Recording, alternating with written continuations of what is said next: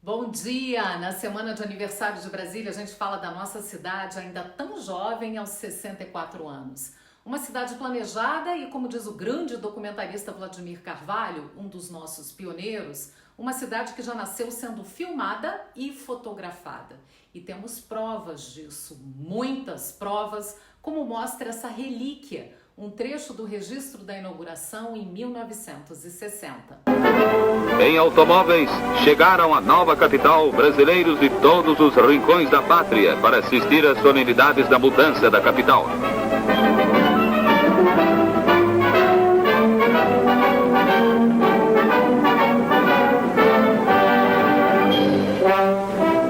O autor e realizador da nova CAP chegam à Praça dos Três Poderes, onde o povo os esperava.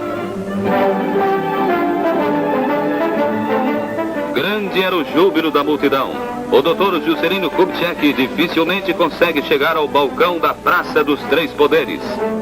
Estavam presentes governadores, ministros de Estado e altas autoridades da República. Preciosidades como essa que acabamos de ouvir, incluindo filmes, fotos e todo tipo de documento e registros maravilhosos de todas as fases de Brasília, podem ser encontrados no Arquivo Público do DF.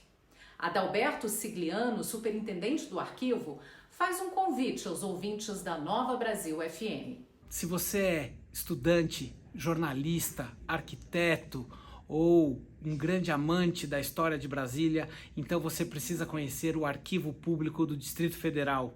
Nós estamos aqui no plano piloto, pertinho do Palácio do Buriti, e aqui você vai encontrar mais de 8 milhões de documentos que retratam a construção e a consolidação da nossa linda capital. 8 milhões de documentos públicos que vão fazer com que você fique fascinado com essa capital que foi construída em apenas 1000 dias. Então venham nos conhecer. Vocês terão uma das experiências mais marcantes da sua vida. O pequeno prédio ao lado do autódromo é o guardião desse tesouro, preservando a história e a memória de Brasília. Entre os registros estão os brasileiros que vieram de todos os cantos do país para erguer a cidade. Cenas do dia a dia desses pioneiros, suas famílias e o orgulho de estar construindo a capital e garantindo sua participação na história do país. Cenas eternizadas em imagens em preto e branco.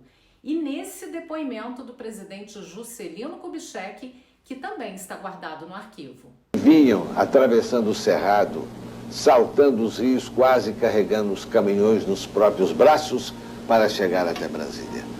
E ali nós tínhamos que recebê-los de qualquer maneira e dar trabalho. Mergulhar no acervo do Arquivo Público é ter a chance de ver a construção da igrejinha Nossa Senhora de Fátima. É possível encontrar registros de como era o prédio ainda sem os icônicos azulejos de Atos Bulcão. Imagens de 1959, na missa pela morte de Bernardo Sayão, mostram a igrejinha solitária, sem qualquer outro prédio por perto e cercada de cerrado, onde depois seriam as quadras 307 e 308 Sul. E para falar de outra igreja, a nossa linda catedral, o Arquivo Público tem desenhos da equipe de Niemeyer antes do projeto final do monumento e as mudanças que foram feitas. E tem também fotos de várias fases da catedral, desde a construção, passando pelos primeiros anos, quando as colunas ainda eram de concreto sem pintura e os vidros não tinham os vitrais coloridos de Mariane Perretti. Também existem fotos do início da construção da torre de TV, só a base sem a torre, que é um projeto de Lúcio Costa. Apenas a torre e a rodoviária do plano piloto são dele. Os outros monumentos ficaram a cargo de Niemeyer, que abusou da ousadia e contou com a excelência de Joaquim Cardoso nos cálculos e com toneladas de ferro e concreto para dar forma aos desenhos originais e espetaculares. E dentre os milhões de documentos do arquivo, os curiosos vão encontrar ainda uma infinidade de fotos da construção. E muitas imagens de JK, o presidente Bossa Nova, criador de Brasília.